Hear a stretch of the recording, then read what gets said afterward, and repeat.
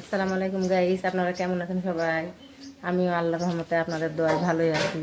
এই দেখেন, আজকে আমি গ্রামের বাসায় চলে আসছি। এটা আমার বোনের বাসা। বোনের বাসার আঙিনাটাই শুধু আপনাদেরকে ঘুরে দেখাচ্ছি। এই দেখেন ডাব গাছ। আমরা তো সবাই ডাব দেখি কি সবুজ কালার, এটা আবার বিদেশি ডাব। দেখেন হলুদ কালারের ডাব, অনেক প্রচুর পরিমাণে ডাব ধরে। ডাবগুলো খাইতেও সেই সুস্বাদু। এই দেখেন মেহেদি গাছ লাগা রেখেছে আমার বোন।